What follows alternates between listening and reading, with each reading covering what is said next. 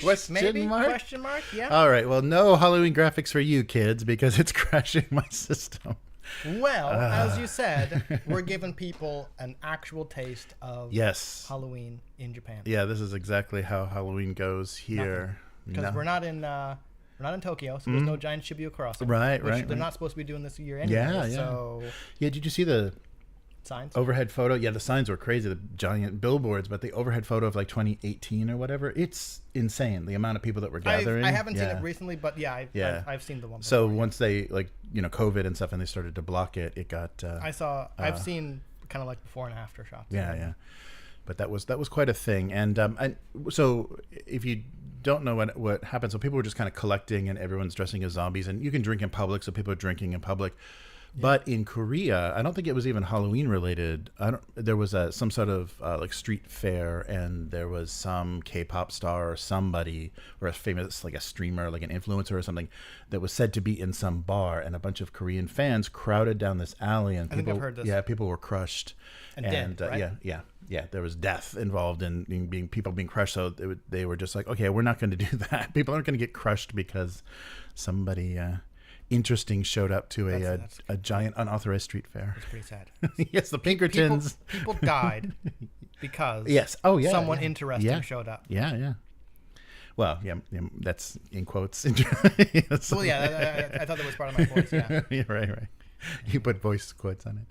All right, but chat's not doing well. Yeah, video. Yeah, what happened to chat? Yeah, it's not doing well. Well, we're reading the chat. I think I might have to turn it off because it's kind of crashing here. All right, there we go. So we could see all the naked games. There's not even any decorations. Wrong side, So relying on digital Halloween decorations is probably a bad idea. Analog would have been the way to go. I'm slowly learning that. Hanging up some bats.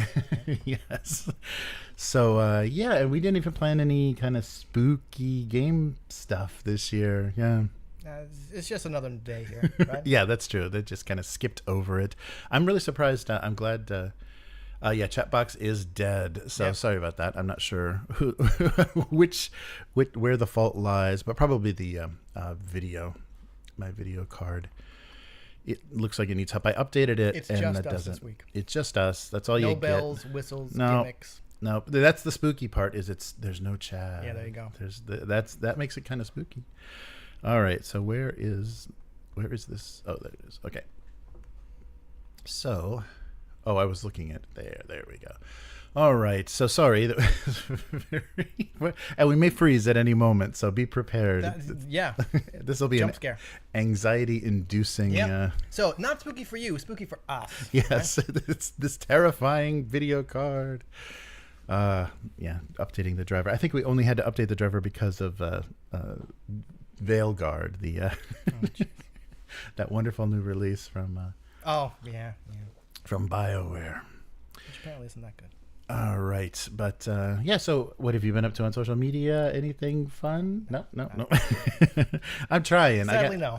I got a bunch of stuff kind of organized to go through. And I found out, so Fantasy Games Unlimited still prints some of their, 30-year-old games. Oh, really? Yeah, okay. Or maybe more than that. Their space opera game, which is basically their Star Wars, and Cyworld. You can still buy printed box sets. I don't know if these are 30 years old in a warehouse or if they are doing print on demand or something. But a lot of the stuff is just PDFs. So none of the old Villains and Vigilantes or any of that stuff. But I was surprised because I'm looking at the description and it doesn't say anything about digital or how you get it or what it is. Okay. And it was not crazy expensive, but it wasn't cheap. So I was like, that's a little hefty for a PDF. And no, that's the box set from the 80s. Which is probably from the 80s, right? They'd probably go blow the dust off it. Right. Yeah. So we'll find out. I think I've gotten some. I think that's going to be the gift for the online gaming. So it was Dune last year, and this year I think everyone's going to get Cyworld, whether they like it or not. Wow. So basically, it's like playing Scanners, I think, because it came out right after that movie. So the Cronenberg movie about so it has kind of an X-Men feel too, because there's intrigue and working against the government and stuff. And the nice thing about the setting is there is really no setting. They said put it a little bit in the future or on another planet, so that it's kind of, I think the adventures have a kind of an idea, but you can tweak things. So we'll decide and I want to play in the 70s, that would be just playing the late 70s, early 80s. Or put it in today. Yeah, right. But it might be fun to cut the technology, because I think we're having fun with that in the 80s outgunned that we're playing, is that you don't have a cell phone. So it's like, I have a police radio. I was going to say, certainly you have got some big chunky sat phone kind of thing. Right. So I have basically a walkie-talkie that we said can communicate with headquarters, with the precinct. But I took the car with the radio in it, so I couldn't call anybody but myself on the radio in the car or the precinct, and everybody else. Yeah. Once we split up, with that last session, we had no way to communicate. So very, very 80s, very analog. So that you punching people into stacked up but empty cardboard boxes. Yeah, that's right. Yeah, we're just slowly chasing people through these mazes of cardboard boxes. I forgot that was kind of like a trope, because I've been watching. The only thing I've been doing of any kind of interest is going through watching Star Trek The Next Generation again, and I'm up to the middle of season 3, and we just had a fight in the cargo bay between Worf and this guy, and I'm like, okay, those are science fiction-y looking things, but they're obviously empty crates and stuff that people are getting tossed, and I'm like, I forgot this was kind of a thing. Yeah, right? And because that was real American TV production, so they were doing so many episodes, they just have to take a room and okay, now we'll shoot it from this way and move this wall, and so it's just the same recycled spaces again, and the same recycled props and walls again, just different angles. Yeah, that's what I liked about Farscape. Is they literally had... You mean Muppets in Space? Muppets in Space, but they literally had one hallway, and they just kept turning it and running down different directions. It was supposed to be this whole labyrinthine ship, but they had one hallway that they were this way, and then we go this way, and then we come around this way. This is the thing we can't agree on, right? Yeah. Farscape in my house was the Muppet in Space show that came on before Lex. All we did was wait for the ending credits, and then it's Lex time. Okay, that's the only thing Farscape was. So that in our house, the ending credits made you that theme song made you happy, right? That was ooh, finally, the garbage show is over. Time for the that was show. the last, kind of the last hurrah for Muppets. Yeah, I mean they tried to bring it back. They tried to do Dark Crystal again on Netflix, but okay. And that was actually Jim Henson's son, Brian Henson. Yeah, I think so. Involvement and stuff. And I think they haven't done anything. I think they got bought. I think the Jim Henson workshop got Disney or whatever. I don't know. Probably. But it had some the kind of behind the scenes kind of business and economics of that show was sad, because they really wanted to do something different, and ended up not being possible. Well, I mean, with the inshitification of the internet and all that stuff, it's no matter how well a show seems to be doing, unless it's making people insane amounts or ridiculous amounts of money, it's going to get canceled, right? Especially on Netflix or streaming. Yeah, now they don't give shows a chance at all. Yeah, I've been watching people talk about the Australian Office, and you can't see the Australian Office. It just came out, and so about 20 years too late, and you can't see it in the U.S. It's on Amazon in every other country. You can't see it in the U.S. VPN. So, but it's on in Japan. Yeah, right. But it's on in Japan. Okay, I'm gonna have to look at this. And it's really bad. And there's some Australian kind of commentators, critics that are just apologizing. This is Australian humor, and it doesn't get a lot better than this. And they really took the basic concept and they kind of didn't get what was interesting or what worked about it. The first season of the U.S. Office, it was just the scripts of they modified scripts of the UK one. Yeah, it was great. Yeah. If you watch the UK Office, you're like, okay, this is funny. Then you watch the U.S. one, you're like, this is exactly the same thing, and it kind of doesn't work. That's really true. Yeah, and they were even saying too that when the UK Office came out, it was you had to kind of understand it in context of British television, because there was a ton of documentaries, working class documentaries coming on. So some people didn't even know they were watching a comedy until they saw the credits and this was a written show. I thought it was another one of those the interstate truck driver documentaries that the BBC does.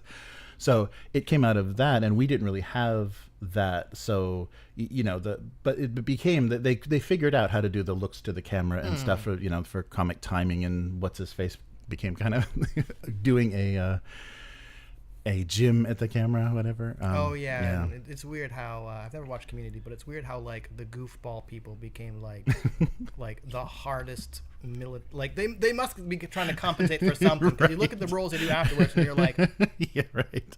Yeah, he's not he's he took the Harrison Ford role. Jim did. Yeah, I forget the actor's name, but yeah it's kind of like John Krasinski. Yeah, he's yeah, what's the Harrison Ford? Yeah, but yeah, it's like Jack Ryan or something. Yeah. I think Jack Ryan. Yeah, I think you're right. Yeah, so yeah, they're definitely making up for something. And Chris Pratt, did the same thing. Right. Well, enough of this exciting tabletop discussion. Hey, there is a table. We were discussing this on a tabletop. So apologies for that rough start. I guess I got a little carried away with the digital decorations. Yeah, definitely VPN. Sorry, we do read the chat. Unfortunately, it's not displaying for some reason. We usually display it. Jack Ryan, Calarian is it. Right. Thank you. Yes, good call. So thanks, Ray Jurooks on Kick. Yes, we do read the chat. We got a Kick viewer. Intermittently. Yes, because we are Kick streamers. Did you know you were a Kick streamer? I didn't. Is it like a Kick You can gamble on Kicks. That's the cool part. We could go to Pachinko. Yeah, right. If you send us money, we'll gamble it. That would be the gimmick for the channel. Casey, how's it going? All right. So, let's get started for this week before we crash again. Yeah, really. All right. Welcome to the Weekly. I'm Jeremy. I'm Chris. And this week on the very special Halloween Weekly, which you could never tell, the only thing missing is the chat. Where did the chat go? By the end of this podcast, you'll know. We'll solve the mystery. So this week, Trench Crusade Kickstarter doing quite well. They hit 1 million. Be surprised? Yeah, no. Yeah, they already had a really good following. Baldur's Gate 3 reunion, under the not the best category.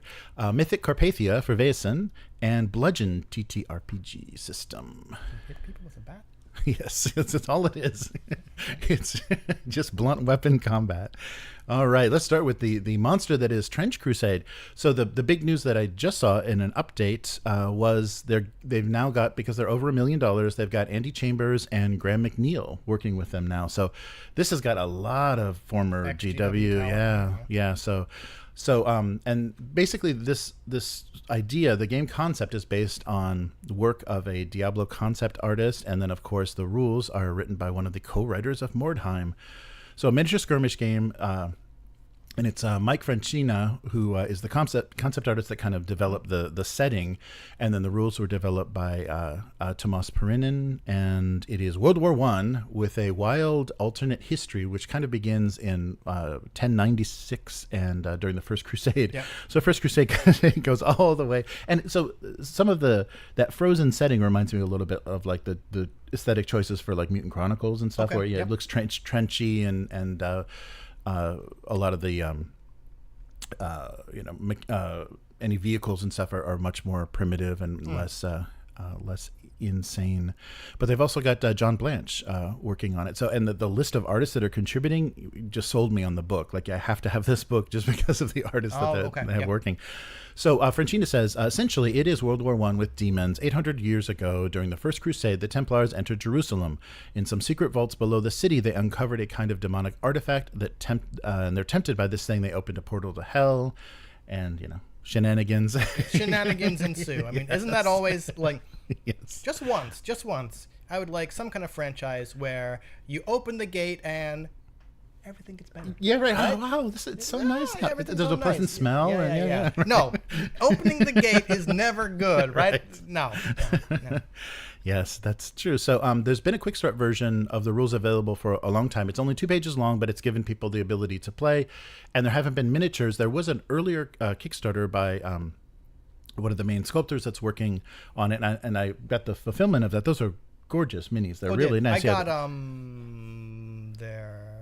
there were those big, tall, lanky robot things, right? Mm-hmm. I got his kind of own sculpts of that. Right. So they're they did the weird looking. Yeah. Independent Kickstarter and did some resin for that, but this is like the official minis of all of their 6 kind of factions for it.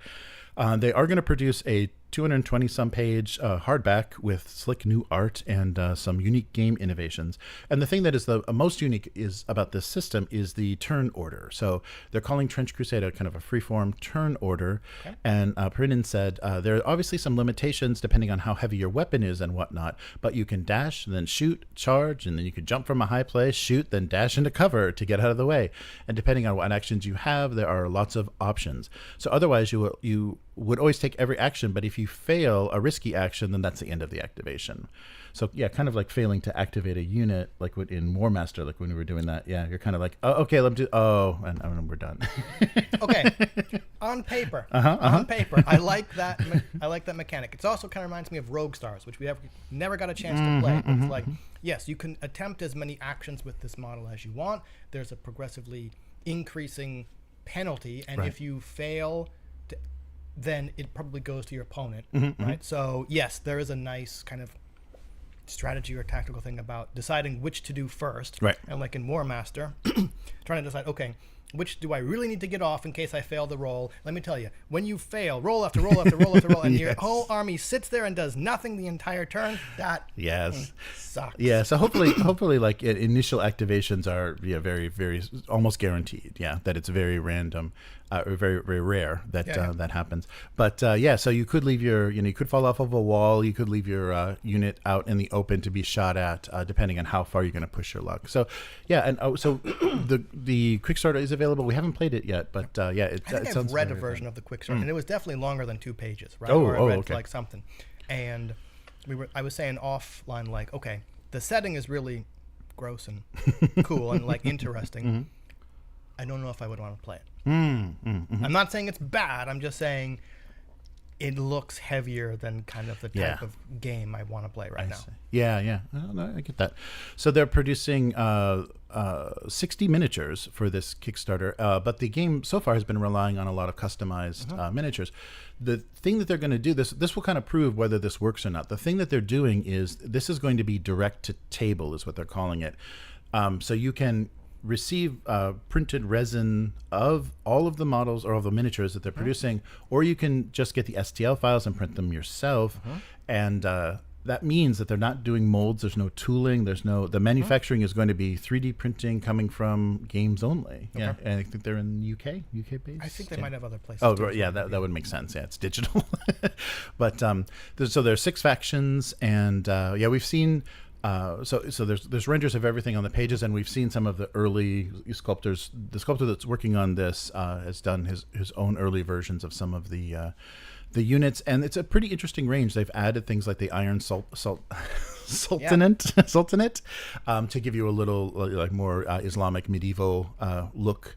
And so, it's a nice range of variety, from very demonic to like heavily armored kind of Templar looking miniatures, but all with that aesthetic, that kind of limited technology aesthetic of like it kind of stopped at World War One, stopped at early 20th century.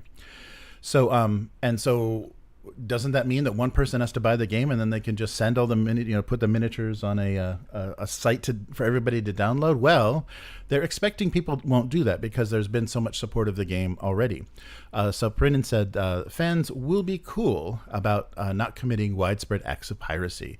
So he goes on to say, we want people to be playing the game. Is the thing. We reckon that people who want to support us don't want to pirate us. We had this dream that people can play the game with our miniatures, and you are free to use any miniatures they want. And they've already, even on the Kickstarter page, they say we support kit bashing. We really want you to, that's the thing that's gone is the creativity of war games, because there's so much pre-made stuff, and some companies want you to buy this set goes with this set goes with this scenario. I guess I'm not surprised that they are producing their own miniatures, but like what I hit on Trench Crusade was the original artist, and then it kind of people were just kit bashing models, and their playable rules came out, but there weren't official things for anything until that original Kickstarter. But you go scroll through Instagram and there's a lot of just kit bashed or scratch built miniatures for Trench Crusade. So I guess it's just kind of like icing on the cake for them to say, and here's the official ones. Right. But we'll see if it works, right? Kind of the idea of just, we're not putting in any kind of security features, just trusting people to not. Yeah, and I think hopefully, I think the people that will steal it, like, there'll be somebody that'll support it just to post it or whatever, or just ask, hey, can I see your files? And Right. But the people that are going to steal it wouldn't have bought it anyhow, so they're really not going to support. They're not going to be part of the community. They're not going to support it. They just want to be digital hoarders or whatever. And but hopefully someone's not going to be stupid enough to compete with Only Games and try to print and sell the stuff online. But the nice thing though is with digital files, that doesn't end kit bashing, because you can slice up. You can make pieces and parts of the digital files. So you can print them out and cut them up, or you can actually in the digital version just say, I'm just going to do all heads. I'm going to do all arms. So it'll still let that kit bashing thing exist. And Pirinen went on to say about John Blanche. Me and John worked for 6 years together at Games Workshop, and he just happened to retire and said, yeah, I'm going to draw some stuff for you. John is a force of nature, so you don't tell him what to do. He's also the most senior fantasy artist alive in the world today in sci-fi, so you just let him go. Most senior fantasy artist in the world of sci-fi. Yeah, that's most senior sci-fi artist. I don't know. Yes, but there's a real nice list. So Dave Gallagher, Paul Bonner, Valen Matias, Serbian artist Artem Demura, and illustrator and tattoo artist Martin McCoy and Mortis Kreb are working all working on. So they're saying there's a lot of good art in the book. So. Got to get the book. It looks like it's real tempting. And because the rules are probably always going to remain free, you'll be able to play the game, without having to buy the book. And that's what they said is the book is going to it has to get printed. So it's going to be out in the middle of next year. But as soon as this is finished, the digital files go out, and it's just going to be a few weeks before you start getting them from Only Games. Am I saying it backwards? Games Only? Only Games? Only Games. Only Games. Only Games. Yeah, so Which they just more than Only Games, but anyway. They just broke 1 million, and the website for the Kickstarter goes into the descriptions of the factions and kind of gives you the flavor. They're also doing custom dice, which are produced by another third party, so that's another weight, and things may be arriving separately. But things look really good. The campaign, so the kind of what they're thinking with this is the campaign's only going to be 2 weeks. Okay. And so you can pledge as much as you like, bearing in mind that you'll be able to add things, after it closes in the pledge manager. So if you just get in for a minimum amount, and some of the pledge levels, sticking with the 666 and the triple digits got pretty pricey. So you can get everything they're producing, physically for, I think it was like $880. Everything's physical or everything digital was like $666. So I can see why they're over 1 million, because if you're all in on this game, there's some pretty pricey pledges. I think it's kind of gimmicky though, because you can choose. Right. Yeah, there's much more reasonable stuff, but I thought that was a funny way to do it. And so the digital files are going to be fulfilled by My Mini Factory, so you'll get those right away into your account and can start printing. And if you don't 3D print and are going to wait for Only Games, they said 2 weeks. Yeah, so that's really 2 weeks. Probably. Yeah, they'll be in. Who knows how quickly Only Games? They're going to get a bunch of orders. Yeah, they're going to get thousands of orders all at the same time. So June 2025, they're saying for the books, and Baron of Dice is producing their custom dice. Okay.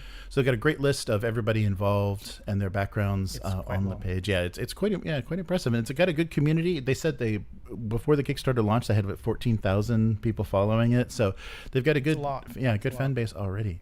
So yeah, we'll see how much more this gruesome setting rakes in. And yes, I definitely had to go for the book, but I'm going to kind of wait and see, because I wasn't sure faction wise, and if I don't have anybody playing with me, it's going to be kind of silly. Why'd you point at me when you said that? Because it's going to be kind of silly too. It's going to be kind of silly to have a faction. But so that's great though. It's good to see that kind of that right thinking, and a bunch of, things are aligning. There's a lot of talent that is not at Games Workshop that's producing games now. So that's good. Play stupid games, win stupid prizes. Exactly. All right. So I'm not gonna risk it. But imagine there's a wonderful animation where the titles drop down and said not the best. The best. Because if I crash the stream again, then it really is not the best. This will be not the best. Yes.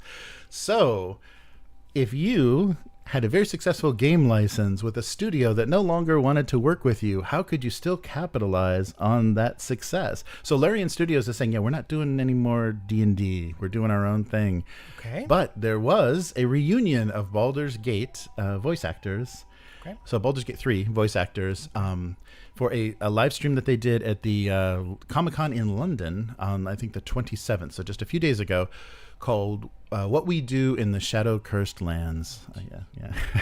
Not a fan of punny titles. I mean, Yes. I'm sorry.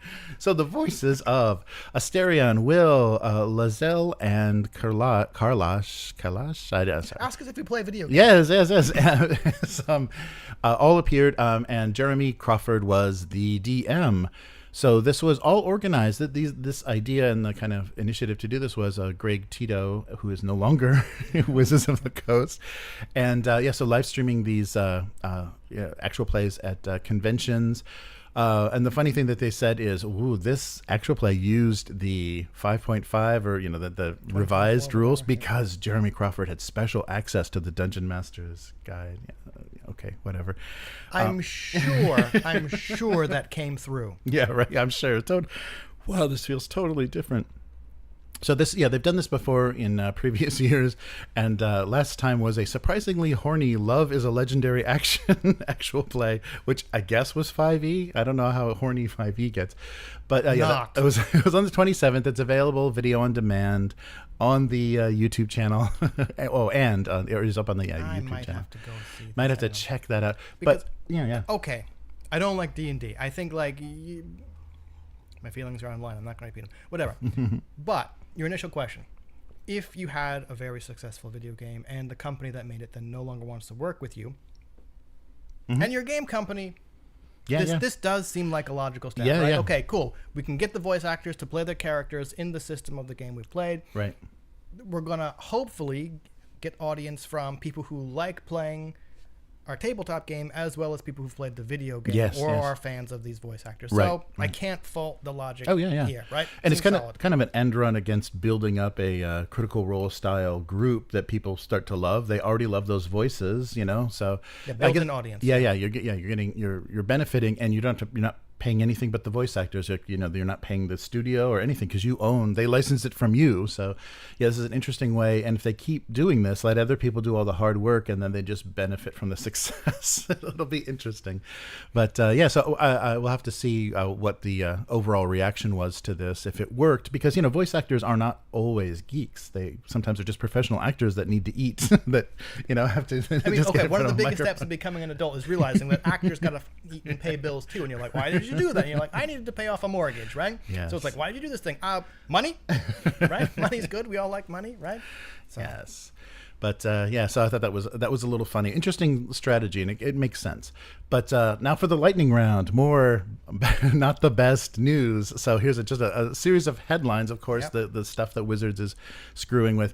So the Legend of Vox Machina is renewed for a 4th season. So they're still playing 5e. That kind of counts as Wizards news, right? The Scions of Elemental Evil is available on D&D Beyond. It features the heroes from the 80s cartoon, all grown up. They add an Asian monk because who knows why, or cleric. I'm sorry, cleric. Who knows why? But you can get the stats for all the magic items, including Bobby's Club, on the D&D Beyond. And D&D Beyond.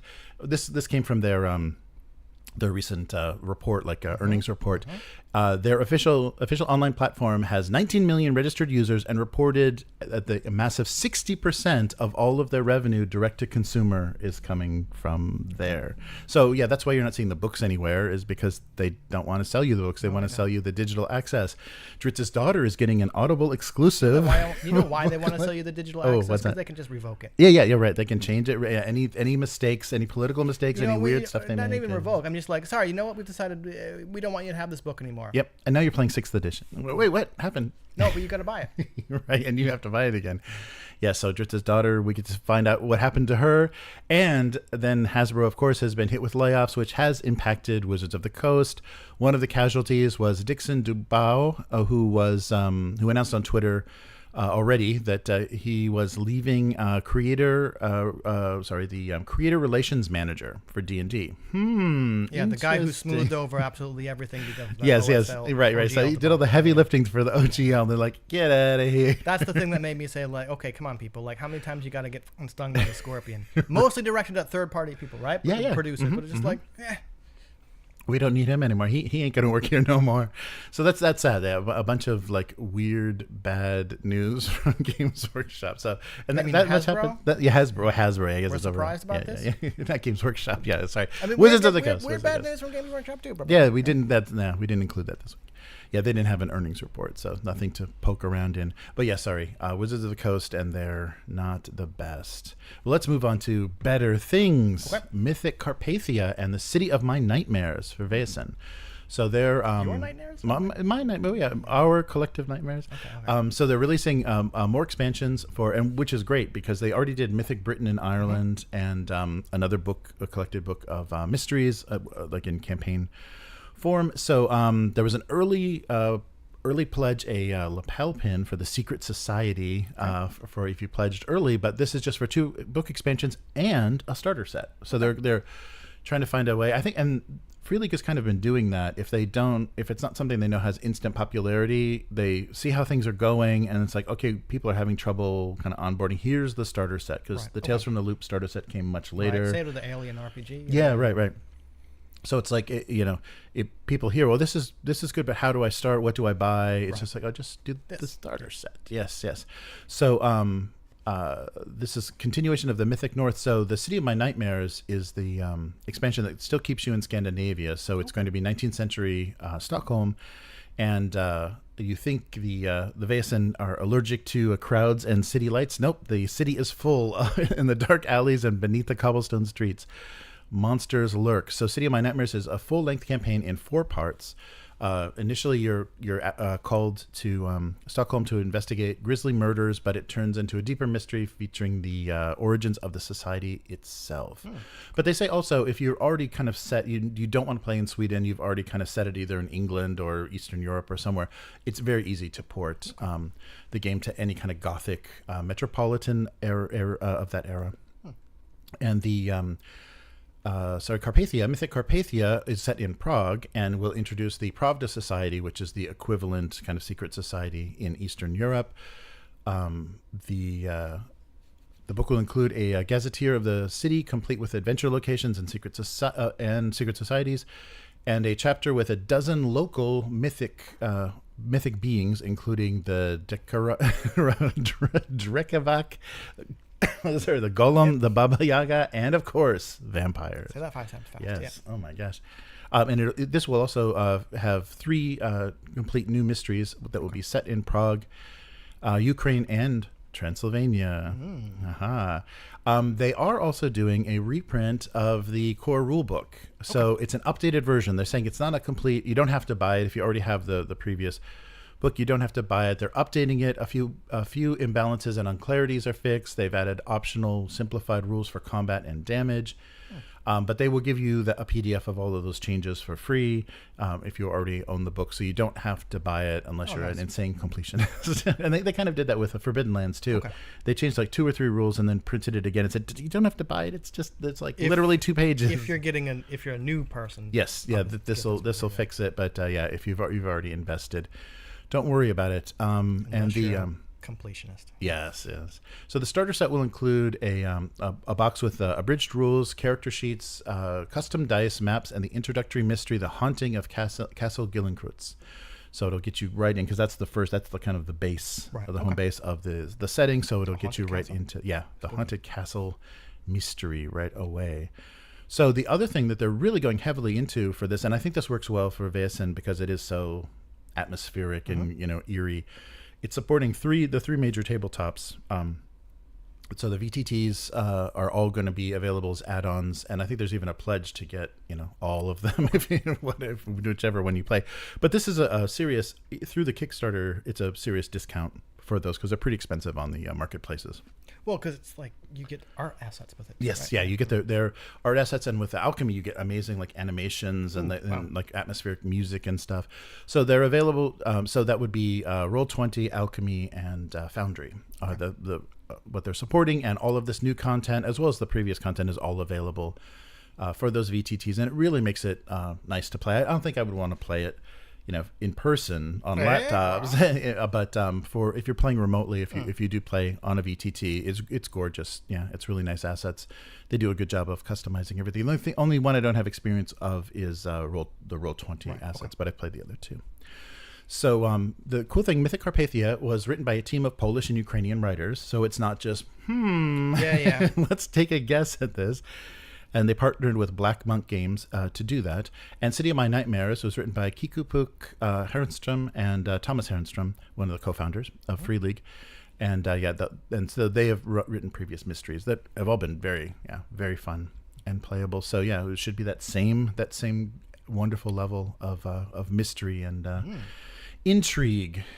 But so check that out. Those links to everything in there. And finally, Bludgeon. Okay. All right. So I was listening. I was listening to Not D&D, one of the best podcasts out there. Do they actually talk about Not D&D? They only talk about Not D&D. Okay. So there was a really great interview with the creator, or I guess the co-creator. There's two creators. The co-creator of Bludgeon. So the Bludgeon, the TTRPG system, which they call a crunchy tactical RPG made by a team of Indian designers and artists. So it's basically their dream version, and it sounds like 4E, like Indian inspired 4E, like Indian culture, Indian mysticism inspired 4E. So the designer Tejas Oza kind of went through his kind of history with games, and it sounded remarkably like it really made me think of Ken St. Andre seeing D&D for the first time and go, I don't have those dice, I don't want those dice, I'm going to do a D6 version of this. I'm going to kind of like take my idea of what D&D should be and do it with D6s. He said his very early game designing was that. It's like, what's my favorite stuff from, Warcraft? What's my favorite stuff? So he took like PC games because he's, based in India. So had, different access to the media, and took what he remembered from famous things and kind of forgot D&D was a thing, and was making D6 based game systems, and just like, this is what I want to do. This is what I want to play. And, so they'd have, as they were designing games and systems and things, they would, after the sessions, be, walking home or whatever, just discussing, this is wonderful. We want to do this, and it really started to like congeal into the perfect game they wanted to play, and that's what Bludgeon is. So that's what I like to hear. That kind of building, not the crowdsource. Right? Anyway, yeah. What does everybody want to play? Let's ask a million people. So one of the interesting things is the power sources around the character classes. So they break them down into martial, chakra, primal, arcane, and divine. And so these are scaling systems where power and experience doesn't mean bigger numbers. It just means you've got a more rounded character. There's things like adaptations, class abilities, and passive skills that all feed on these point systems. And some of them are interesting. They are more like, Eastern based or Eastern idea, because it's like a balance scale. So you're adding points, and it's going to either push you this way or this way, and that's going to affect actually how you're going to play your character and what your character is capable of doing. Interesting. Yeah. So it had a really nice feel. But the thing I liked about it is they're definitely showing their love for like Eurocentric fantasy RPGs, because they didn't get rid of like dwarves and elves and stuff, but it is very Indian flavored. It's very South Asian in its flavor, and especially the artwork too. It's really gorgeous artwork, and there's several books. So this is all on up on itch.io. Oh, cool. And so I'll put a link to that. And this is from the book. So suffice to say that this system was created by a group of tactics aficionados who never liked the combat systems that most TTRPGs presented them with. In hindsight, we probably needed an outlet for our shared desire to build tactical games. So we started this project somewhere in early 2013 as a bit of a goof. Something to talk about when we're walking home, and to interject between long drawn-out rants about video game development. So it didn't take long for our fun aside to go from random musings to a single working class. So they came up with the concept for how would you build a bard in this perfect system. and then to a hobby, so infusing these rules into our tabletop sessions, and then into a full-fledged undertaking. So it's been a long journey, but we've played different versions of these systems along amongst ourselves, learned what worked and what didn't work, and of course corrected whenever we thought it was required. Throughout it all, our pillars for this system have always been the same, and that's that. This is our labor of love, and will continue to be. So we want to create a system that supports roleplay, mechanics that tell the story as much as the player does, and given players as many options as possible. Interesting. Yeah. I'm kind of curious about how you kind of achieve some of those. Yeah, especially because they're saying we're tactics based, because it does feel in his description very more 4E, like tactical and very tracking points, and I'm spending these points to do certain things, right. And it's enabling certain things. But it was a really wonderful interview, and really nice to see people thinking, taking, not like throwing stuff away, not denying it and saying, oh, that's corrupt, that's garbage. No, that's part of your thinking or your experience of fantasy, but making it your own. I think it was really cool. So really, really inspiring. So Tabletop Jess was the interviewing. So this is an N Publishing podcast. Okay. And so, yeah, up on their channel. I'm gonna have to go look at this. See that? Yeah, very, very fun to hear, and really good to see different parts of the world contributing. Because I think there was another DayZ-based development, an RPG that we talked about the development of. That they said it was really important that everybody was from South Asia, and we put our culture and thinking into it, and it really does give you a differently flavored experience. Well, also kind of like you said about that Mythic Carpathia, you're just kind of like, okay, here's the Carpathians, and I was like, and who wrote it? Right. Okay, cool. Right. Sweden's idea of Carpathia? No. It's because there are some game systems that I like, or settings that I really like, but looking at them now, I'm like, yeah, by a bunch of white guys. Oriental Adventures? Oh, not that one. The one I was thinking of was which we still haven't gotten to the table. That All for One Regime Diabolique, the French horror musketeers, right? Mm-hmm. And I'm like, I mean, it's not that it's hugely different, but I'm like, okay, it's these American-based guys writing about France. Okay, right? So, I mean, not hugely bad, but just it's much better when people from the region, culture, whatever, get to write their own stories. Mm-hmm. Because there's definitely subtleties that aren't going to be there. Yeah, and he even kind of addressed that in talking about it. It's like, how important it was for that thinking and that aesthetic. They're inspired by the Western stuff, and I think even working in video game development, so they're probably developing those Western ideas, but wanting to do their own thing. It's really good to see. Yeah, so check that out on itch. I will. So that will do it for this week. So where can people find you? Not on the invisible chat there. Right? Sorry, I had to do that one. Social media, whatever it is. Blue Sky, Instagram, occasional Facebook groups, right? It's Hivemind, HYVEMYND, where the last thing I was doing was toy bashing some cheap safari animals for alien zoology game. Oh, nice.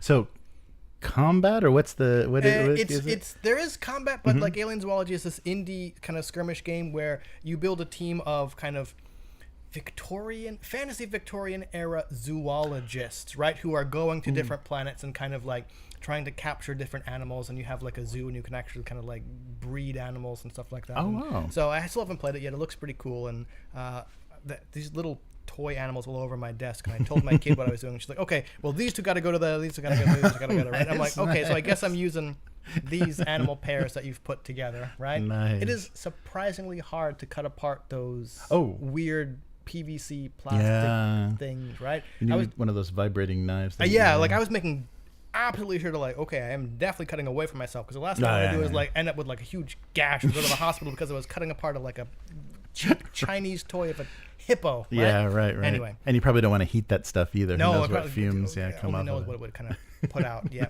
So anyway, nice. Yeah. Did we freeze one? Oh, I think we froze on here. Let's find out. Did we freeze? Maybe we did. Oh, come on. I don't know. No, this is the previous one. Right. Okay. Oh, wait. Let's see. Are we? What? Yes. Sorry. Are we still here? Hello. Yes, but anyhow, we could be talking to ourselves at this point. Yeah, what's different from that?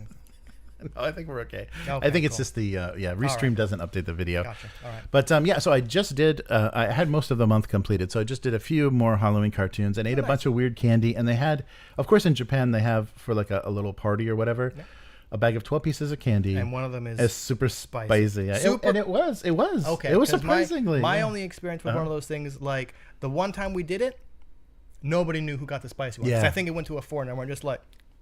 Yeah, I can handle this. Yeah. No, I was really surprised, but it wasn't anything.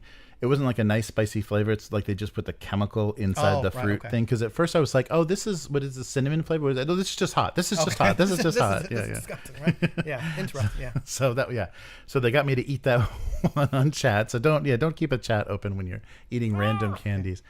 So that's Abuse Cartoons on both YouTube and Twitch, and pretty soon I'll have to do the November. So that's coming probably within the week.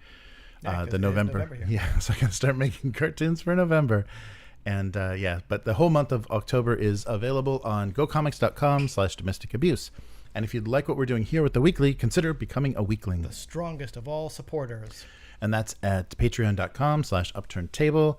So just let us know what you want to see more of. If you like the news roundup for Wizards of the Coast, or you don't want to hear any more of that and just want to focus on promising and inspiring indie projects, whatever you'd like us to talk chat. And no chat. Yeah, do you like the chat? Do you like that? Yeah, you want to say? Yeah. So apologies for the bad start here. We crashed at the beginning because I got carried away with the digital Halloween effects. But anyhow, we will be back again next week. Yeah. Well, see you then. Later, mortals. Goodbye. Wait. Okay, there we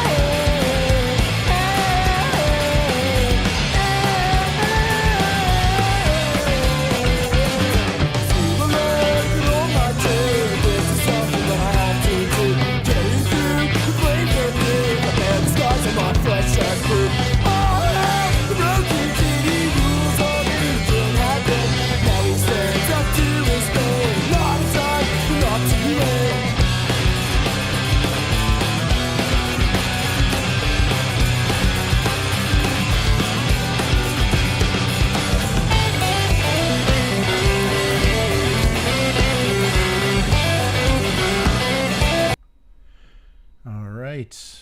There we go. The chat's going to try again, maybe. There we go. Okay, chat is back. Sorry, I didn't want to risk it during the main recording or the main stream because things were crashing horribly. I just used the same kind of frame and stuff we used last year, but I think a combination of drivers and things made it not want to work well.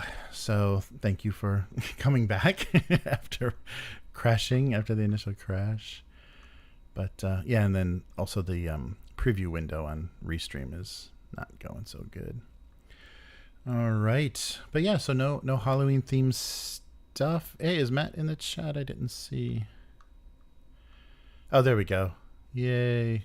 Oh, nice. Yeah, I figured Matt might be busy because it is Halloween. Watching scary movies. Nice. Yeah, I didn't do my usual subscription. I do like a month of Shudder, that like horror only streaming service. They have really nice curated stuff, especially for Halloween, and it's stuff like I haven't seen, or some stuff that you just not anywhere else. But cool. Matt's busy with Halloween. Nice. Oh, Karlak, thank you. Yes, my mispronouncing of all the Baldur's Gate characters. Thank you, James. Yeah, that's like a Belosh. I think he's called Belosh. Belloc. All right. Miguel says, it's the first time I've heard Chris not liking D&D. Yeah, this is new information.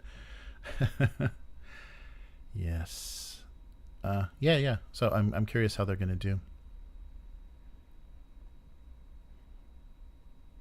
Yeah. So I think Bludgeon. Yeah, Bludgeon looks fun. I definitely want to take a look at that and see, if it is tactical, if it is like, fans of, 4E. But they did also talk about, telling stories, like having mechanics tell stories as well as the players. So yeah, some of that stuff. It'll be interesting to see how they implement stuff like that.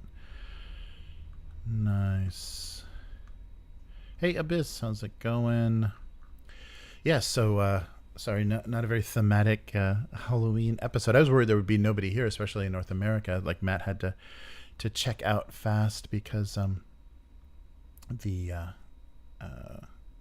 holiday. Nice check, Ryan. That's right. Early on, we're talking all the nerdy TV guys become action heroes. Yeah, it's funny. Oh, nice. Miguel's a sourpuss and is wishing bad things on BattleTech. Nice. Yeah. So I wonder how that's going to work. If there's going to be a lot of frustrated people, or if they're going to be able to keep the quality up with the only games fulfillment for miniatures, because that would change a lot. And especially, if it's going to kind of push only games to like really up their, quality assurance and everything. But that would be really cool because, that they talked about in that Trench Crusade on the Kickstarter page, they want direct to table. They want you to, as soon as this game is out, be able to be playing it right away and not have to wait. Because that's the thing, and for all printed materials and stuff, you're waiting. Once they close, they can send you a PDF. They can give you the quick start or the PDF or whatever. But for the physical books and dice and stuff, you're going to be waiting. And with crowdfunding, if you wait long enough, you're just like, oh, right, that came. So I wonder how marketing people have been handling that, because you have to have the big hype for the crowdfunding, and then that goes away and kind of keep quiet while we're getting things finished, and then you kind of have to, the hype has to build up as people start getting their packages, and maybe you send out some review copies and stuff to start getting more momentum going about the game, because you don't want to, maybe they don't care if anybody actually plays the game if they pledged on the crowdfunding, but it seems like you do want to build that hype again, so that when it is fulfilled and then goes to retail, you've got this like second wave of excitement or enthusiasm or just some buzz about the game. Yes. Oh, Abyss is saying seeing Frosthaven on the shelf reminded me that my game group are on the final stretch. Oh wow, the final stretch in Frosthaven. Nice, very good. Yeah, I've got to get some people to actually help me crack that open.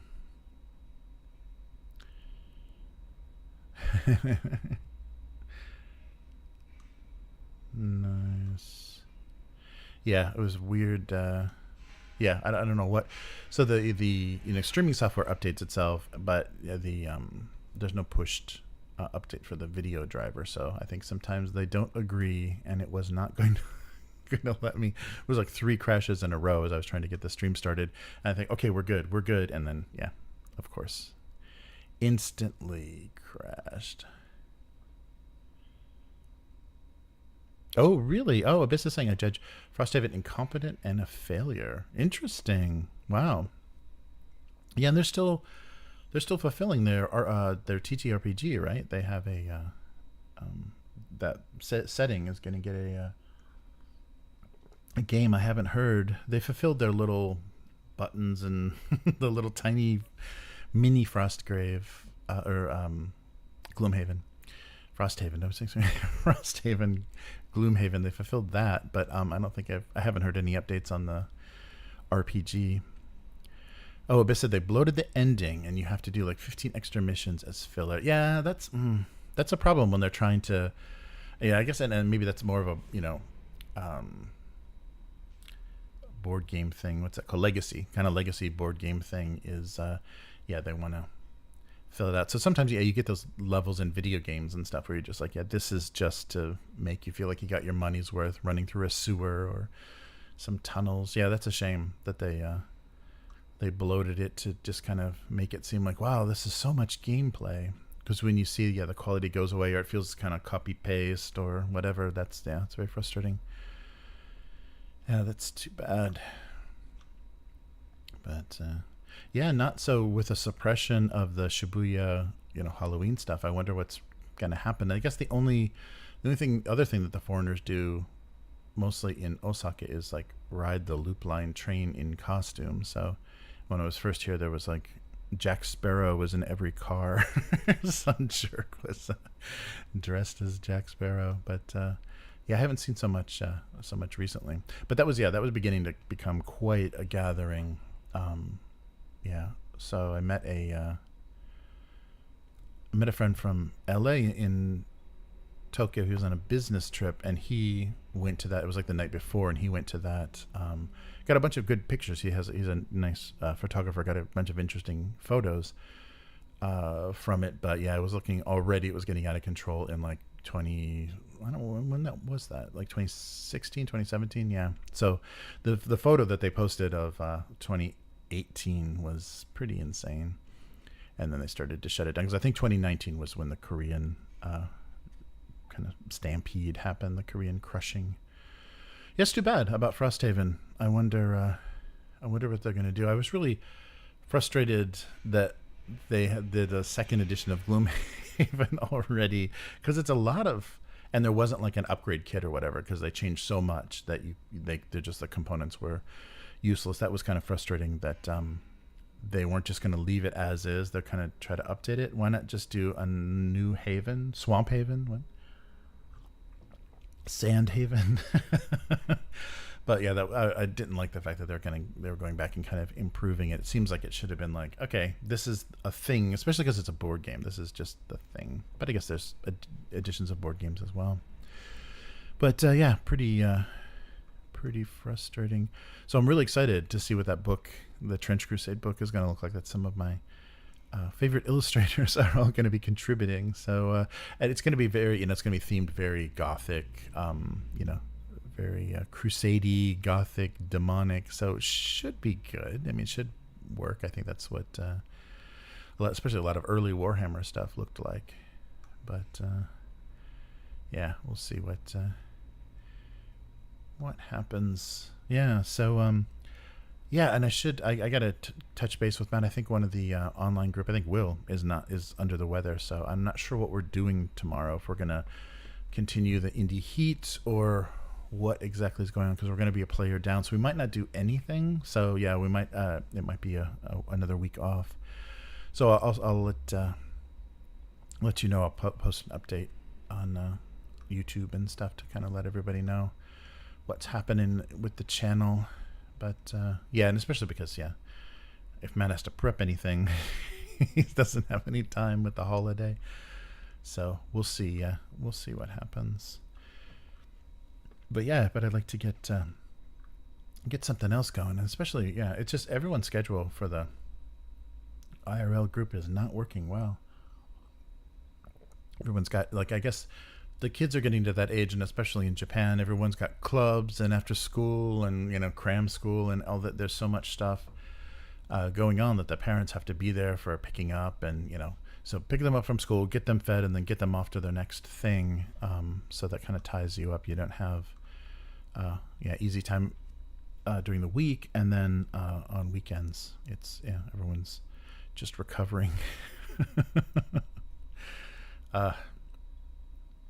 So Obis says, I'm conflicted with KT's place and play terrain because Kill Team, because I still pay a lot for it, and Influencers Readers will have the affordable, amazing value, which it isn't with the sets. Yeah, and I was really surprised to see that starter set with Kill Team went to MDF. Yeah, went to MDF terrain. Because once you're there, then why aren't you just making your own terrain?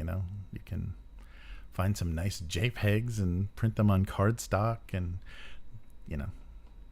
it's not much worse than MDF. Yeah, Jake Horn is saying, it's hard to get IRL groups together. My main meets only once a month. Oh, interesting. Yeah, that's hard. And especially I guess if you can, if each session kind of has enough of an ending, I like to have like a little cliffhanger or something. But if it has enough of a shape and a satisfying finish, then waiting a month isn't too bad. But even like every other week, you seem to lose a little bit of the momentum. But it's tricky. I really, I love. I mean, I can't believe we've been meeting weekly for so long with the group, the American group, kind of Discord that we've been playing, the 2D20 games, and now the Outgunned and everything. That's been really nice because it's been really keeping me in it.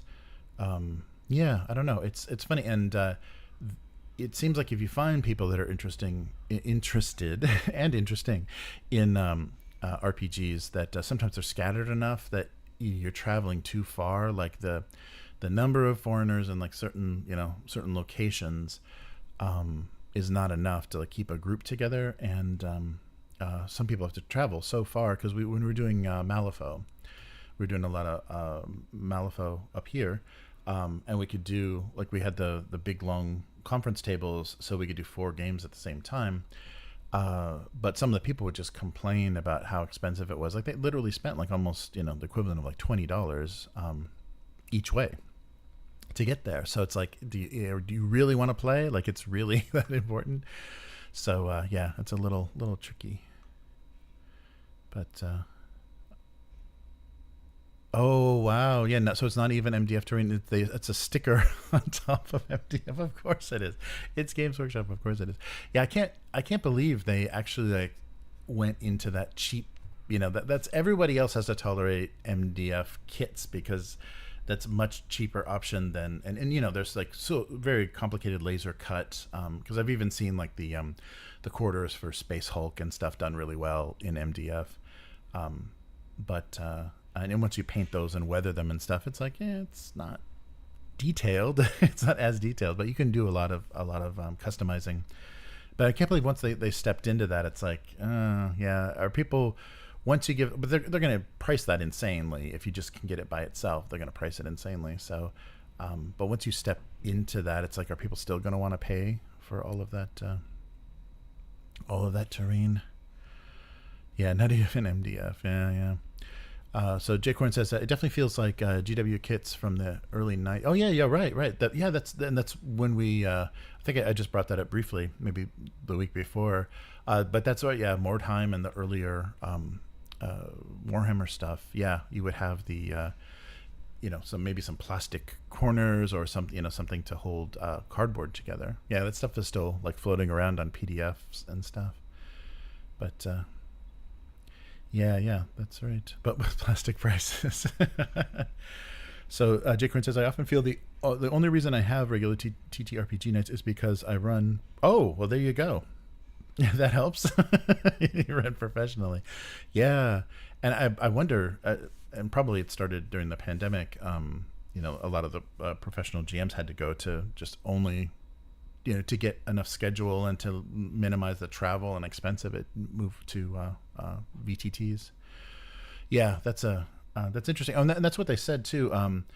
The designer of Bludgeon said that it was the pandemic that kind of pushed them, because they got to play a lot more than before, because regular work and stuff kind of got out of the way for a little while, so they could really focus on it, and that really inspired them to make it a thing, like to make Bludgeon an actual project and not just something they were always musing about. Nice. So every time GW reboxes everything, contents goes down, price goes up. Yeah, I can't believe some of their just like repackaging stuff that they're doing. It's really blatant and ugly, and some of their board games and stuff that they're releasing. It's just colored plastic versions of old minis. Yeah, it's so funny. Abyss says also 2 Kill Team Space Marines inside are not really beginner friendly compared to other teams. Oh, right. But yeah, the FOMO. Yeah. I read something really, I think it was just on a forum. People were talking about, so yeah, now that GW is doing those, kind of board games, those little box games, they have a few miniatures in them, like they have a sprue with some miniatures in them. There's like a Space Marine Adventures one and a couple of things like that, and those are showing up at the big box stores like Walmart and Target in their board game section, and people are saying that you cannot find them with the sprues intact. So because those sprues are so resellable, people just shuck the boxes, so all you get is the cardboard in the boxes. They open the boxes in the store, take all of the plastic out. And one of the posters said, I've never seen an intact box in any of one of those GW board games in the stores, because the plastic is just too valuable. It's and so that's funny that people aren't even going to buy the cheap board game, because those board games are like $20 or $30. They're not even going to buy that to sell the sprue. They're just going to shoplift the sprues. So they've really created like a weird market and a weird aftermarket, like a weird secondary market for that stuff. Because even the Hatchet Imperium and those mail, you get like one a week sets. Yeah, people were just going after those like crazy at the stores, and then you'd see them posted online. The used ones had no sprues in them, of course, just the shitty little pamphlet. But that was really a problem, that they can't really go to actual retail because the plastic is just too valuable. You can resell that stuff too easily, so everyone just shoplifts it. It's depressing. Abyss is saying, don't know if there are new sculpts or not. Oh yeah, that starter set is just the heroes, the blind box hero set that I think were originally first released in Japan. Like there are like eight Space Marines and 8 Death Guard, just like new sculpts, minis that were available. I think like $10 a piece or whatever, but as a blind box, and so you could buy a case and probably get all 8. I did that with the Death Guard. There's an unboxing on the channel of those. Those sculpts are fun. I love how stupidly detailed those Death Guard sculpts are, but they're the push fit, kind of like monopose push fit stuff. But I think that's what's in that starter set, is just that plastic. So it might even be push fit. I don't think they redesign them or anything. But that's the way now that you can get them, whereas you had to get those, the blind boxes before. Yes, SM Heroes. Yes, that's right, Miguel. Yeah, that's right. But I didn't look carefully at the Space Marines, but I bought the Death Guard one because that was 8th edition, and so I had the Death Guard, my Death Guard army, and wanted some nice variation in just the Plague Marines. No FOMO with the kill teams. He said, well, that means they're headed for the landfill then, because Games Workshop doesn't need it around. J Corn says, yeah, definitely VTT saved the whole industry, really. Yeah, and I really, it was so strange, because before, when we couldn't meet and we're just like, okay, this week, this guy's getting off work like, at 8:00. So we'll start at 8, but we'll just wait until he gets home and we'll play online. I really hated that. Like the first few times I did that, this is miserable, and everybody's microphone levels being different, and like wearing headphones, and just like have somebody shouting in your ear and someone's like whispering, and you can't. The technology. But I think what really happened because of the pandemic, everybody upgraded. So everybody got better headphones and better microphone setups and stuff, so that they could. It was more tolerable, because when you're just using a built-in webcam and a microphone on your laptop, depending, I'm sure there are some that are okay, but most of the time that's garbage. And to have that like mixed in with people that are using podcast setups and stuff, that was really miserable. I mean, my ears were just exhausted after doing that. But for some reason, it's much more tolerable now, and that's the audio that goes out on our live streams for the actual play stuff. And it's I guess you just maybe build up a tolerance to bad audio. I don't know, or just everyone's gotten a little bit better, because I think most of the people in the group have kind of updated their microphones and stuff. So yeah, it's a little bit more tolerable. So it says that FOMO abuse, major releases being underprinted and one run. Yeah, that was really depressing when they said one run is what made me quit buying their stuff. Yeah, I really think that was a shitty thing to do. Basically, if you don't pre-order it and directly from them, you're not going to get it. Because if you pre-order it at a store, they may not get a copy, or enough copies to fulfill.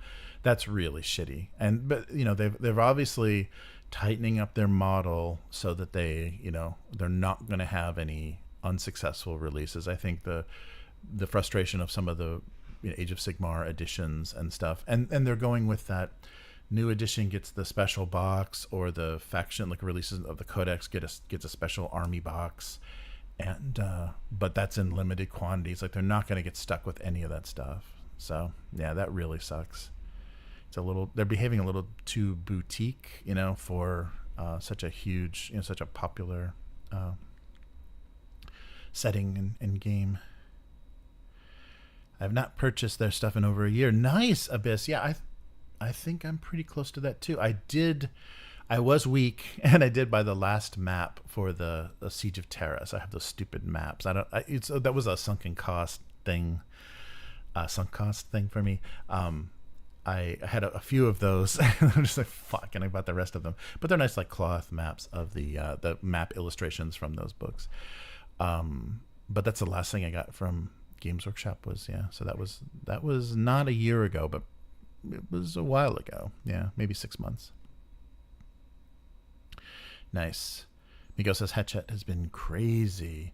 Yeah, I did the quick math for like they show everything. There's like a shot where if you subscribe to those Hatchet like weekly things, everything you get, and it's a lot of stuff, but it's all stuff that's been printed before, and they're usually printing it in like, no, I guess it's gray plastic. Yeah, I think it's gray plastic. Maybe the first issue has like colored plastic, but it's a lot of stuff. But the final bill on that stuff I guess it's cheaper than buying all of that directly from Games Workshop, but it's still thousands of dollars. Yeah, it's really crazy because the price stays pretty high weekly, and that was the thing too. So you're spending $100 a week minimum on stuff that's already out, and half sprues. Like they're not even giving you a full sprue; you're getting like half sprues of things in those boxes. So yeah, but people are putting those on the aftermarket. Abyss says, remember the Inquisitor box set, the red one with Inquisitor versus Chaos? Oh yeah. They seriously hyped up and pushed it hard in the media, yet they barely have stores. Stores had more than 4 boxes. Yeah, that's ridiculous. Yeah. I quit on the spot. It was the 4th time within 4 months they pulled that crap. Yeah.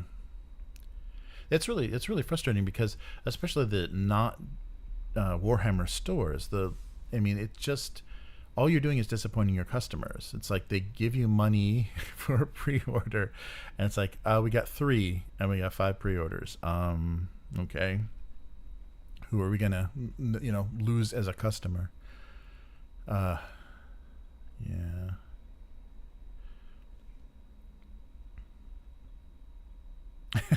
That's right. God forbid in the U.S. Yeah, God forbid you get something in another country as an exclusive release. Yeah, and they were. I think maybe they've done it. They've gotten all the fans and the players they're going to get. But it was nice to see that initial push into Japan with Warhammer because they did a Japanese language White Dwarf, and we're really pushing things pretty hard. But obviously they're backed way the hell off because. But they were doing exclusive stuff like those Heroes sets and stuff. It's funny.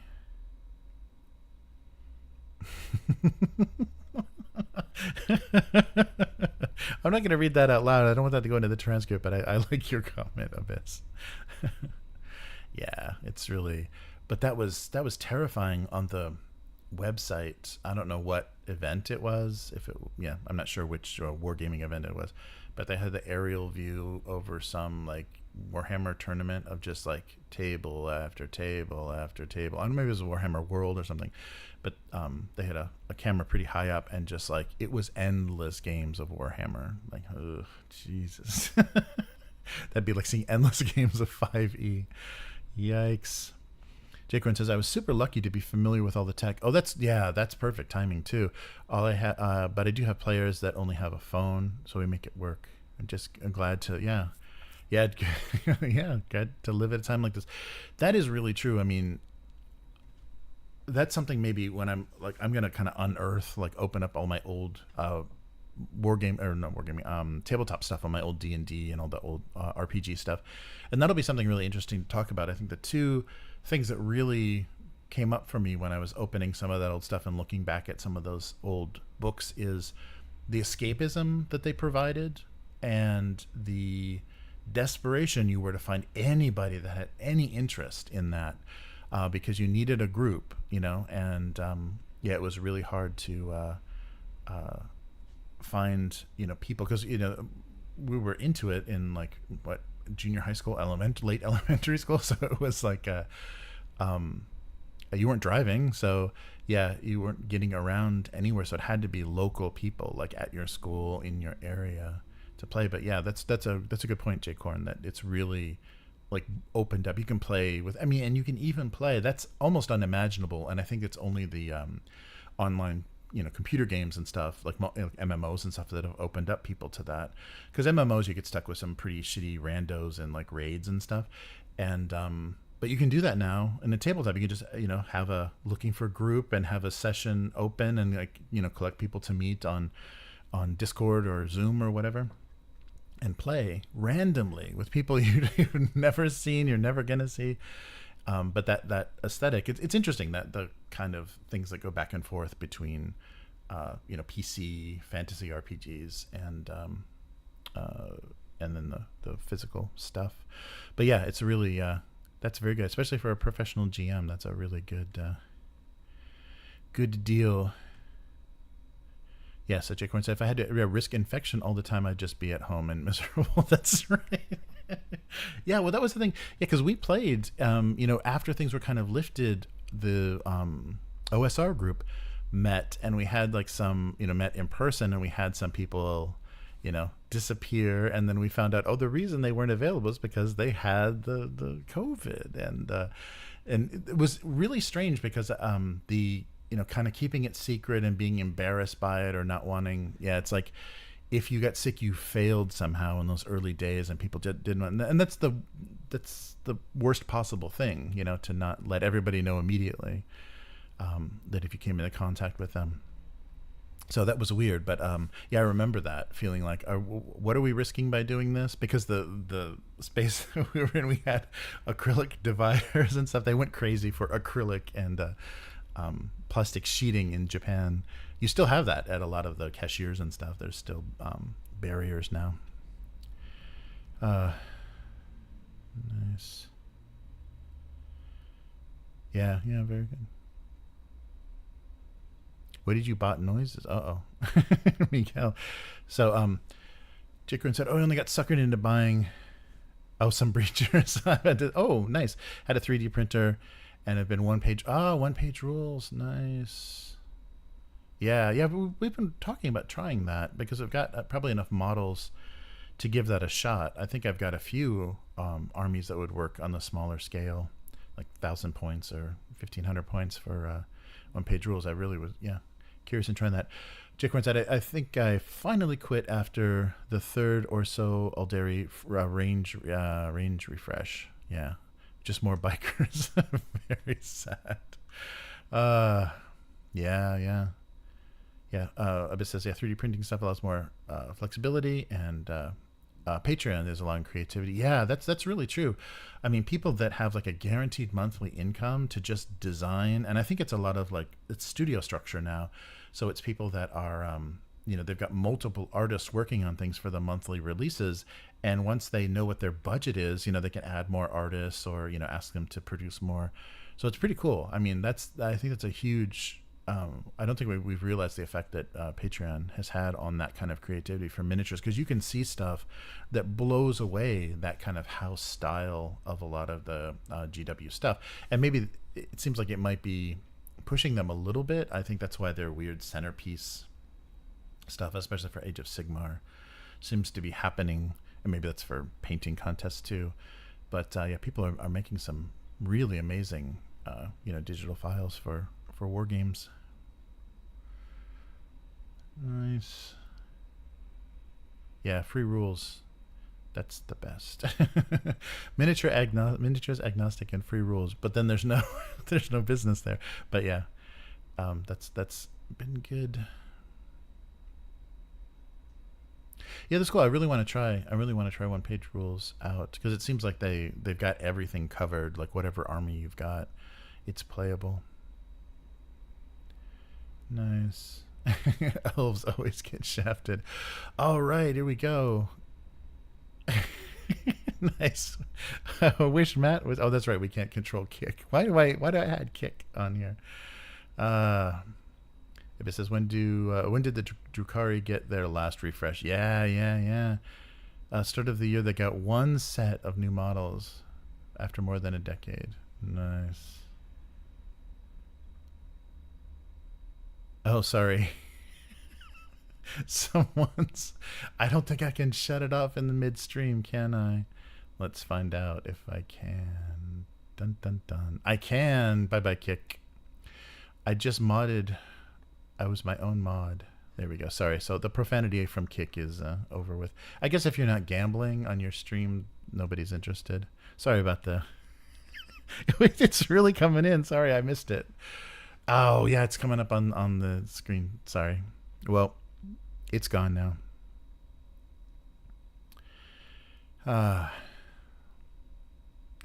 Fun.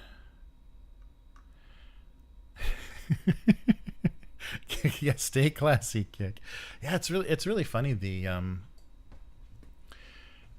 I think like the competing, Twitch competitors and stuff, they've always had that trouble. Like the people that are early adopters of that are probably the people that were banned from the previous platforms just for doing that nonsense. Sorry, I didn't see that earlier. I was reading through your earlier chat. But it's nice. I can shut stuff off midstream. I didn't know that. Okay, no more kick. I'm just going to delete that as an option. There's very few platforms now, though, that you can just put a server and a key, a URL and a key in, and stream to them. All of the like alternative platforms, you have to do that, like start the stream, then generate the key, and then put it in. So it would literally take like 20 minutes to do, like go through and make sure all of those were working.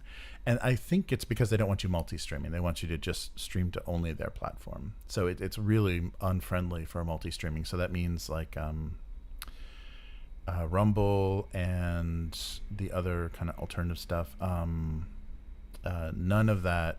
And even like Instagram and stuff, you have to start the session to generate the key to then put it in, but you can't then add keys because you're already live. Like, yeah, it's messy. Oh, so yeah, no, I just turned off kick. Is it okay?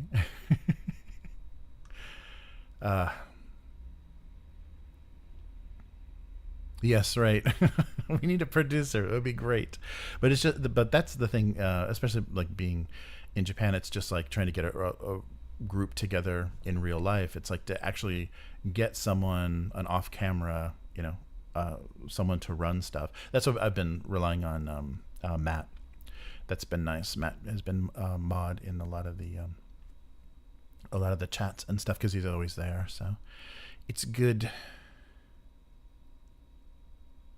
Oh yeah, I banned Miguel. I consider Miguel part of the kick thing. It should be working.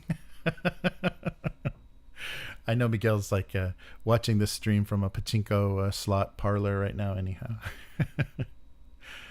Oh yeah, what's going on with Twitch? I haven't been paying attention. Headed to a meltdown. Interesting. Are there still people pushing the? Just kind of pushing the boundaries. So basically, trying to do pornography on Twitch. I like the body painting. Why don't they all get their own channels, like body painting and hot tubs and Night of the Living Bots.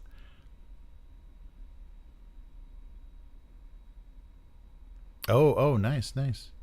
No, I didn't know. Oh, yeah. I didn't know. Yeah, I'm sure the well, that's the thing. That's why I haven't had the success on Twitch. I think we've only got like 50 subs or something after like 5 years because I think you got to put in the hours on Twitch, and that means you can't be doing prepared pre-written reviews and anything scripted and anything. You just got to be video gaming, just turning on a camera. Oh, sorry. Yeah, I didn't mean to to be misleading. But yeah, it's good. We miss Matt. I'm gonna have to catch up probably late tonight. I will find out what we're doing Friday night. But yeah, but we'll get something going soon. I want to try to do some miniature streaming from here too. Maybe Sunday. I don't know. Yeah, there's some kind of experimenting I'll have to do with this setup. I haven't recorded any miniature stuff here. We played some Zone Wars, but it was just since it was our first game, we didn't want to put all of those mistakes and stuff on the channel. But yeah, we should. I really want to work out because now I've got a fixed space where we can kind of leave stuff in place, and I've got this giant table for wargaming.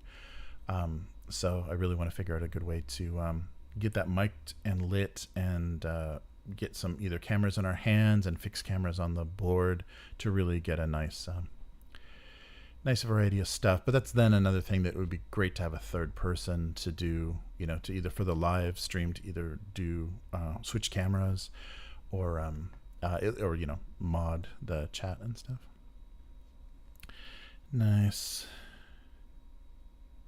Dan Can't Stream declared his own personal war against Twitch because they anti-Semitism and terrorist propaganda not being monitored. Oh, interesting. Yeah, that Twitch is Amazon, right? That's interesting. Yeah, what's going on with sorry, gonna pop in for only a short time. But it's past 2 a.m. Well, Jaycorn, yeah, thanks. It's really cool to hear your perspective, and especially from like a professional GM, like how the tools and timing and everything work. That'd be really fun. Yeah, it'd be fun to have like a longer conversation about that. I'm really curious about how that works and kind of like if it ruins it, like if it ruins like playing as so much as a professional and the players kind of being more your customers. How that if it changes the feel of games. Yeah, that'd be fun to talk. Nice. Yeah, thanks, Jaycorn. Nice. Oh, so Abyss said Twitch also banned Israel from joining Twitch for a year. What? Gosh. Hey, wait. Trench Crusade, yes. What about Trench Crusade? Oh yeah, we were just talking about that. We were just early on talking about the Kickstarter and their kind of novel approach to going direct to table and doing the digital and physical, but the physical, they never produce molds. They're just going to go digital files to 3D printing. And we'll see, how that goes. The sculpts look really good. And so if the if Only Games does a good job. Games Only? I forget which way. If the fulfillment of My Mini Factory, we'll call it, if the fulfillment of the digital files and then the printed ones is good, then that could mean indie miniatures companies could really push that, because then they've got the funding, and then instead of waiting multiple years for fulfillment like we're waiting for Warzone and Chronopia and stuff, while they get the production sorted out, it's immediate. Yes. Nice. Yeah, I don't know enough Twitch streamers to know. I have to know what's going on. Interesting. Yeah, right, because Amazon ad system, yeah. Nice. Yeah, I hope it goes well. Like, I hope this, like, this, I mean, $1 million, I hope that lets them really support and really keep Trench Crusade going. Because I remember early days, they had a little bit of controversy on their Discord or something. There was some politics that came up that made some people unhappy, because it is kind of the GW old guard. Yeah, you're going to have some people that don't want new politics in their war games, especially their satanic war games. So we'll see. But yeah, that was so. Rewind the stream if you want to hear our little discussion about it. But I'm excited for it. I mean, I really want to see the book, and I want to see, because I don't know who I'm going to have to play it with. I kind of just I'll wait and purchase the digital files separately. It'll be more expensive than from the Kickstarter, but I can always the pledge manager isn't out yet, so I can always add stuff later if I can convince someone to get excited. Although that's never gone well. You get somebody excited with a crowdfunder, and then you play it once and you're like, yeah, we did it. Okay. Never again. Through the Breach is one of those. Is it Through the Breach? Yeah. Or The Other Side. Through the Breach, I think, is the RPG. Yeah, The Other Side, we went all in. Twitch is in trouble. Interesting, Abyss. Yeah, I didn't know about that. Yeah, they only did a 2-week. Jeremy Miad. They did a 2-week crowdfunder, and already hit $1 million, and are bringing in more GW writers and artists and stuff. So awesome. Yeah, where are we gonna see all that Eastern European cleavage if not for Twitch? That's too bad. Yeah, it's interesting to see how especially American companies and tech companies too, are how things are shaking out with the Mid-East conflict. It's showing a lot. It's showing a lot of things that I don't think people completely accepted as reality in the U.S. Yeah, well, very cool. Well, thanks everybody for hanging out, and I don't know the fate of our Friday session, so I'll update as soon as I know. I'll probably find out in about 12 hours or so. Less than that, a little bit less than that. But in 24 hours, if we're going to be live, we'll be live. And we may just go online for just a little discussion or something to kind of see. And maybe it would be fun, because if we don't have anybody there, maybe we can just talk about what's next and kind of get input from the chat and stuff. Because it's really nice. Yeah, it's nice our regular viewers on the chat, like you, Calerion, are really great for our actual plays. And so we'd like to hear kind of what you think about what's next and what you want to see, and how hard it's going to be for me to make everybody play Psy World next year. All right. But thanks everybody. Abyss, Calerion, Miguel, a second of Matt, and and definitely Jay Cornett, was cool to hear your perspectives. And sorry, Jeremy, you caught us at the end. This is the ramble section. The freeform ramble section. So check out the more stuff we were talking about for Trench Crusade at the beginning. And thank you, verbose kick viewer. Sorry about that, guys. I should have caught that sooner. But I won't turn that on anymore. I think we're on D Live now still, though. maybe. All right, but Abyss, yeah, it's good to see you. And James, yeah, thanks for popping in. Of course, Rob, yeah, we gotta meet up. Yeah, Rob's doing historical word gaming now, so I want to try to find some time to meet up for that. That would be fun, especially because I can show my lack of education from the American, my history from the American education system. All right, but yeah, we'll be back again next week doing this, and hopefully we won't crash like we did. And yeah, I'm not sure the state of tomorrow night, so stay tuned and look for a subscribe to the channel if you want to be notified if that works. And we'll see if we can pop on tomorrow for some time. Oh, and Casey too. Yeah, Casey, I saw you earlier. Nice. But yeah, have a if you're still in North America, have the fun rest of your Halloween, although it's getting close to midnight. It's almost not Halloween anymore. But yeah, it's good to see everybody, and we'll do this again next week. Goodbye.